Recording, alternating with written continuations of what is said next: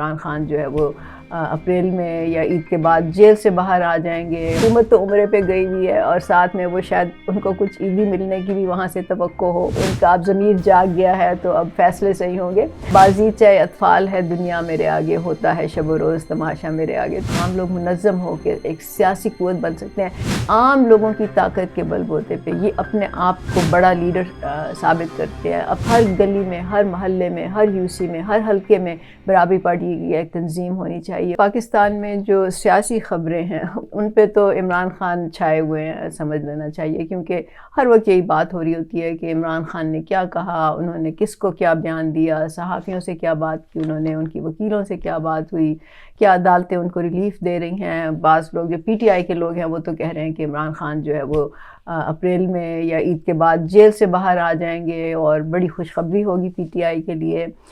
پھر یہ بات ہوتی ہے کہ کیا عدالتیں ان کو ریلیف دے رہی ہیں، کون دے رہا ہے، کون نہیں دے رہا۔ یہ سب باتیں جو ہیں یہ عمران خان کے بارے میں ہو رہی ہیں۔ ابھی میں حامد میر کو سن رہی تھی اور نجم سیٹھی صاحب کو سن رہی تھی، تو حامد میر کہہ رہے تھے کہ عمران خان تو کبھی بھی ڈیل نہیں کرے گا کسی کے ساتھ، اور اس کے برعکس نجم سیٹھی صاحب کہہ رہے تھے کہ لگتا ہے کہ اسٹیبلشمنٹ اور عمران خان کے درمیان کچھ جو ہے وہ بیک ڈور کچھ بات چل رہی ہے اور لگ رہا ہے کہ دونوں طرف سے کچھ نرمی دکھائی جائے گی۔ تو کوئی جس کے جو منہ میں آ رہا ہے وہ کہہ رہا ہے۔ جہاں تک حکومت کا سوال ہے، حکومت تو عمرے پہ گئی ہوئی ہے اور ساتھ میں وہ شاید ان کو کچھ عیدی ملنے کی بھی وہاں سے توقع ہو، تو وہ تو مہنگائی پہ بھی کنٹرول نہیں کر پا رہے، اور جو حالات ہیں ملک میں وہ آپ سب کو معلوم ہے کہ اب عید لوگوں کی کیسے گزرے گی، یہ بھی ایک بڑا سوال ہے۔ جہاں تک غیر سیاسی قوتوں کا سوال ہے، ان میں آپ کو ظاہر اسٹیبلشمنٹ کا تو سب کو پتہ ہے، اور اب بات بھی کرتے ہیں لوگ اس پہ کہ ان کا سیاست میں کیا کردار رہا ہے یا ہے اس وقت۔ اور لیکن جو انٹرسٹنگ بات ہے وہ یہ کہ ابھی 6 ججز نے جو ایک خط لکھا تھا، اب اس کی وجہ سے ججز بھی جو ہے وہ سامنے آ گئے۔ یہ تو ہمیں معلوم تھا کہ عدالتیں ہمیشہ سے سیاسی رہی ہیں اور انہوں نے سیاسی فیصلے کیے ہیں۔ ابھی پچھلے چند سال میں آپ دیکھ لیں کہ ایک خاص پارٹی کو بہت ریلیف دیا گیا تھا۔ سیاست میں تو ججز کا اور عدلیہ کا ہمیشہ سے کردار رہا ہے۔ اب ان 6 ججز نے جو ایک انقلابی بن کے جو ایک خط لکھا ہے، جس کی بنیاد پہ کہا جا رہا ہے کہ جی ججز جو ہیں اب وہ سامنے آ گئے ہیں اور انہوں نے اسٹیبلشمنٹ کو چیلنج کیا ہے، اور اس کی وجہ سے عدلیہ آزاد ہو جائے گی اور اب جو ہے فیصلے صحیح ہوں گے اور انصاف کی بنیاد پہ ہوں گے اور غیر جانبدار ہوں گے وغیرہ وغیرہ۔ تو یہ تو میرا خیال ہے کہ خوش فہمی ہے۔ اگر کوئی سمجھتا ہے کہ ججز کے اس طرح کے خط لکھنے سے آپ کا نظام صحیح ہو جائے گا اور ان کا اب ضمیر جاگ گیا ہے تو اب فیصلے صحیح ہوں گے، میرا خیال ہے کہ یہ کچھ زیادہ بچگانہ قسم کی مجھے لگتا ہے سوچ ہے، کیونکہ آپ پوری تاریخ دیکھ لیں تو آپ کو لگتا ہے، اگر آپ پڑھیں تو جس طرح کے عدلیہ نے فیصلے کیے آج تک، وہ تو لگتا ہے اس کو دیکھ کے کہ یہ وہی حال ہے جو کہتے ہیں نا 900 چوہے کھا کے بلی حج کو چلی، تو یہ ان کا حال ہے۔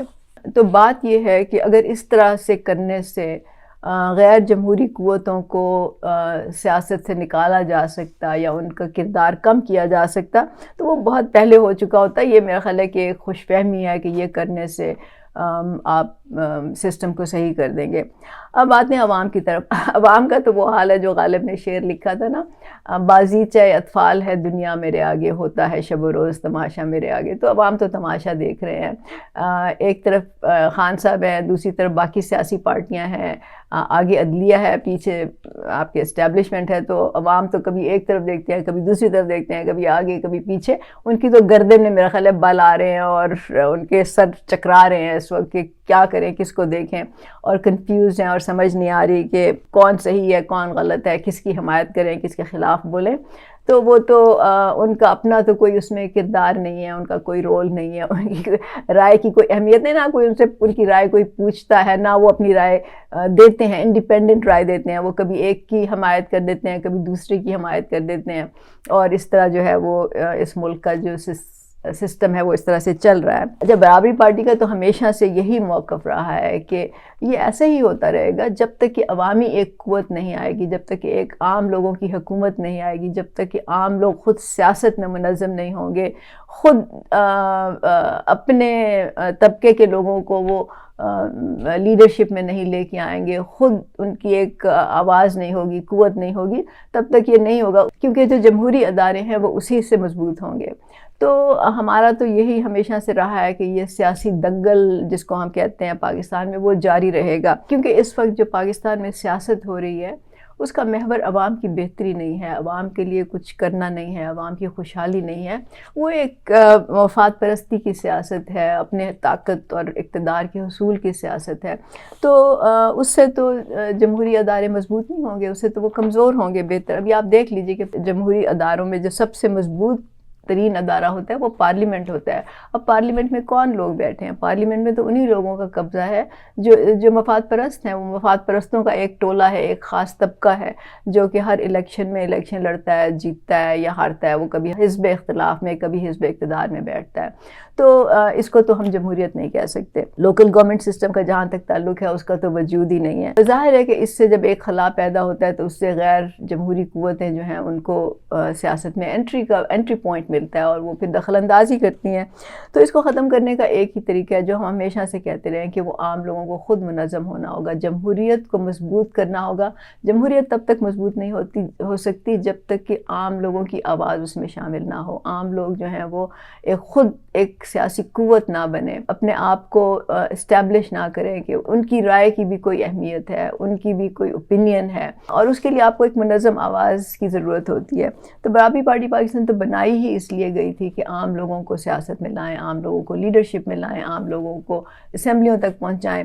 لیکن عام لوگ جو ہیں جب وہ خود اپنے آپ کو کمزور سمجھیں گے، مظلوم سمجھیں گے، محروم سمجھیں گے، اور یہ ان کا خیال ہوگا کہ ہم سیاست کرنے کے لائق ہی نہیں ہیں، یا ہمارے پاس سیاست کرنے کا تجربہ نہیں ہے، یا وسائل نہیں ہیں، تو پھر تو یہ نہیں ہوگا۔ لیکن میں آپ کو بتا رہی ہوں کہ یہ بالکل پاسبل ہے اگر عام لوگ جو ہیں وہ ان امیر سیاستدانوں کے پیچھے بھاگنا چھوڑ دیں، ان کے جھنڈے اٹھانا چھوڑ دیں، ان کے نعرے لگانا چھوڑ دیں، ان کی سوشل میڈیا کیمپین ان کے لیے نہ کریں، ان کے آپ سمجھ لیں کہ ان کے لیے آپس میں نہ لڑائیاں کریں، تو ان کی تو کوئی طاقت نہیں رہے گی۔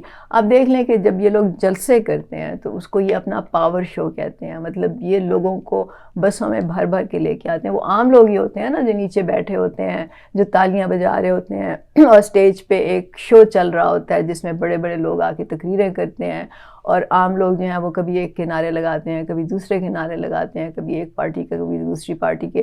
اس پاور شو کے بل بوتے پہ، عام لوگوں کی طاقت کے بل بوتے پہ یہ اپنے آپ کو بڑا لیڈر ثابت کرتے ہیں، اپنی ایک قیمت بڑھاتے ہیں، سیاسی قیمت بڑھاتے ہیں۔ جتنی ان کی زیادہ ان کا پاور شو بڑا ہوگا اور ان کی اتنی سیاسی بولی جب لگے گی تو ان کی قیمت اس میں زیادہ ہوگی۔ تو اگر عام لوگ ان جلسوں میں جانا بند کر دیں، چاہے ان کو جتنا بھی لالچ دیا جائے، جتنا بھی ان کا تھوڑا بہت ذاتی مفاد ہے وہ اگر آپ اس کی قربانی دے دیں، وقتی طور پہ آپ اپنے جو مفادات ہیں ان کو پیچھے رکھیں اور اپنے سامنے ایک بڑا مقصد رکھیں کہ آپ نے خود منظم ہونا ہے، عام لوگوں نے خود منظم ہونا ہے، تو ان کے تو جلسے فلاپ ہو جائیں گے اگر آپ ان میں جانا بند کر دیں۔ تو ان کا پاور شو کہاں سے ہوگا؟ ان کی طاقت کیا ہوگی؟ ان کی سیاسی ویلیو کیا ہوگی؟ آپ ذرا خود سوچیں۔ تو آپ کے پاس طاقت ہے، عام لوگوں کے پاس طاقت ہے، عام لوگ منظم ہو کے ایک سیاسی قوت بن سکتے ہیں۔ اس وقت برابری پارٹی نے 31 حلقوں میں اپنے امیدوار کھڑے کیے تھے۔ آپ یہ سوچیں کہ اگر ان حلقوں میں عام لوگ جو امیدوار تھے ان کے جلسوں میں وہ گئے ہوتے، ان کو انہوں نے ایک پاور شو ثابت کیا ہوتا کہ عام لوگ بھی اپنے لیے پاور شو کر سکتے ہیں، تو آپ سب دیکھ لیں کہ ملک کا نقشہ، سیاسی نقشہ جو ہے وہ فوراً بدل جائے گا۔ مطلب جب سب کو پتہ چلے گا، جس میں جمہوری قوتیں، غیر جمہوری قوتیں، سیاستدان، پارٹیاں، عدلیہ سب شامل ہیں، اسٹیبلشمنٹ شامل ہے، جب ان کو پتہ چلے گا کہ عام لوگوں کے پاس یہ قوت ہے کہ وہ خود منظم ہو کے اپنے لوگوں کو اسمبلیوں تک پہنچا سکتے ہیں، تو آپ دیکھ لیں کہ آپ کی ویلیو کتنی بڑھے گی، عام لوگوں کی قوت کتنی بڑھے گی۔ لیکن اس کے لیے ضروری یہ ہے کہ آپ منظم ہوں، آپ ایک نظریے پہ کھڑے ہوں، آپ آپس میں لڑائیاں بند کر دیں، ان لوگوں کے پیچھے بھاگنا بند کر دیں۔ کیا دیا انہوں نے آج تک؟ آپ کو کچھ نہیں دیا۔ آپ دیکھ لیں اس وقت ملک کا کیا حال ہے۔ یہ آپس کی لڑائی ہے ان کی، آپ کا اس میں کوئی کردار نہیں ہے، کوئی رول نہیں ہے، کوئی آپ کی اہمیت نہیں ہے۔ تو آپ ذرا سوچیں اور سمجھیں اس بات کو اور آپ منظم ہوں، ہر گلی میں، ہر محلے میں، ہر UC میں، ہر حلقے میں برابری پارٹی کی ایک تنظیم ہونی چاہیے. وہ تنظیمیں جو ہیں وہ پھر اپنے امیدواروں کو سپورٹ کریں، اپنے امیدواروں کو جتوائیں، ان کے لیے ووٹرز کو لے کے آئیں، ان کے لیے پوری جو پلاننگ ہوتی ہے الیکشن کی وہ کریں. تو تب جا کے عوام جو ہے، عام لوگ جن کو کہتے ہیں، وہ اپنی قوت کو منوا سکتے ہیں اور اس ملک میں ان کی حکومت قائم ہو سکتی ہے. ہم بالکل اس بات پہ یقین رکھتے ہیں کہ یہ پاسبل ہے، لیکن اس کے لیے تھوڑی سی ہمت کرنی ہوگی، تھوڑی سی محنت کرنی ہوگی، تھوڑا سا جذبہ دکھانا ہوگا.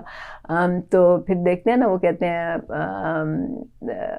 پھر دیکھ خدا کیا کرتا ہے. تو خدا بھی ان کے ساتھ ہوتا ہے جو اپنی مدد آپ کرتے ہیں، جو خود ہمت کرتے ہیں، جو خود آگے بڑھ کے اپنی ذمہ داری لیتے ہیں. تو سوچیے گا. بہت شکریہ.